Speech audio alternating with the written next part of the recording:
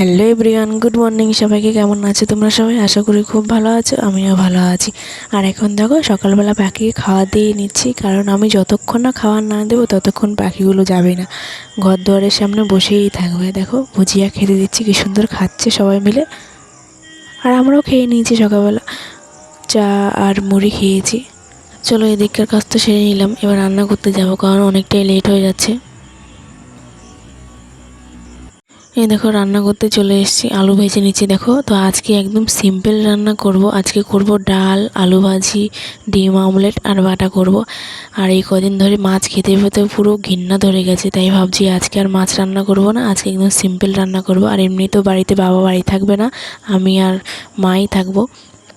বাবা মানে শ্বশুর কীর্তন করে, উনি খেয়ে দিয়ে চলে গেছে। আর আমি এখন রান্না করে নিচ্ছি। এদিকে পেঁয়াজটা কেটে নিচ্ছি আগে, ডিম অমলেটের জন্য রেডি করে রাখছি সব কিছু। মানে যখন খাবো তখন গরম গরম করে খাবো, গরম গরমই ভালো লাগে খেতে, ঠান্ডা হয়ে গেলে আর ভালো লাগে না।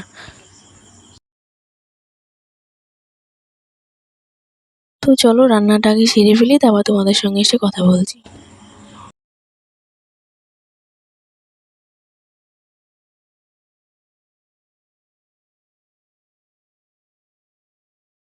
আর এই দেখো রান্না আমার কমপ্লিট হয়ে গেছে, ডাল, বাটা, আলু ভাজি সব রেডি হয়ে গেছে। আর ছেলেকে একটা ডিম রোল করে দিয়েছি, ও খাবে। আর এদিকে খাওয়া দাওয়া প্রায় কমপ্লিট হয়ে গেছে। এদিকে বাসন মেজে নিচ্ছি আমি, চায়ের বাসন, সকালবেলা খেয়েছি সেই বাসন, আবার রান্না করলাম, সব একসঙ্গে অনেকগুলো হয়ে গেছে আজকে। দেখো ধুয়ে নিচ্ছি এখন বাসনগুলো ভালো করে। আর আমাদের কলে এত আয়রন, ভালো লাগে না আমার এই আয়রনের জ্বালায়, কোনো কাজ করেই শান্তি পাই না। আর এইদিকে দেখো মা পুজো দিয়ে নিচ্ছে, আজকে বৃহস্পতিবারের পুজো দিচ্ছে। আর আমি ওদিকে কটা কেটেছিলাম, সেগুলো আমি মেলতে এসেছি। আজকে রোদ নেই জানো তো, কিন্তু খুব গরম, আর বাইরে হাওয়াও দিচ্ছে অবশ্য। এদিকে বাবার জামা প্যান্টগুলো কেচে দিচ্ছি, কারণ অনেক দিন ধরে কাচা হচ্ছে না ওনার জামা প্যান্টগুলো, এর জন্য ওনারগুলোই কাচ্ছি। কালকে আমাদেরগুলো কেচেছিলাম, বিছনা দৌড় তো বালিশের আর আজকে বাবারগুলো কেচে দিচ্ছি। আর এদিকে দেখো মার পুজো দেওয়া কমপ্লিট হয়ে গেছে। দেখো কি সুন্দর পদ্ম ফুলটা না লক্ষ্মী ঠাকুরকে দিয়েছে ঘটের মধ্যে, হেবি সুন্দর লাগছে। আর ওদিকে দেখো আমার নারীগোপাল কি সুন্দর বসে আছে। আর এই দেখো আরেকজন এসছে নারীগোপাল, কোনখান থেকে ঘুরে টুরে এসছে। আর দেখো বাইরে কি সুন্দর হাওয়া দিচ্ছে।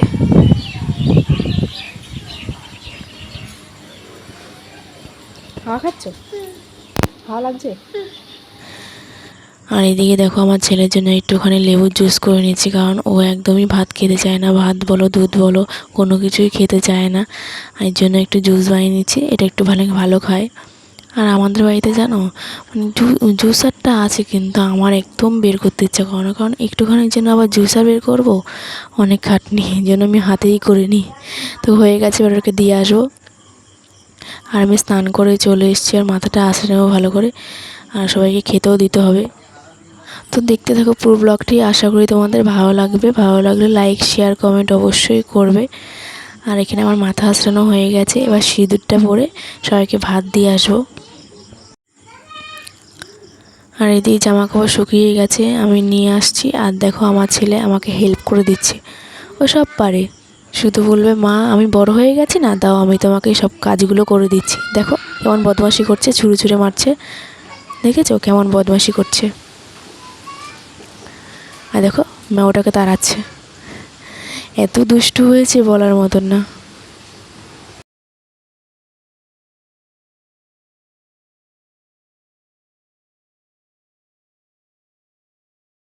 আর এদিকে দেখো বাবা পাটের শাক তুলে এনেছে মাঠ থেকে, আমাদের জমি আছে, জমির থেকে তুলে নিয়ে এসছে, কারণ আমাদের চাষ করে।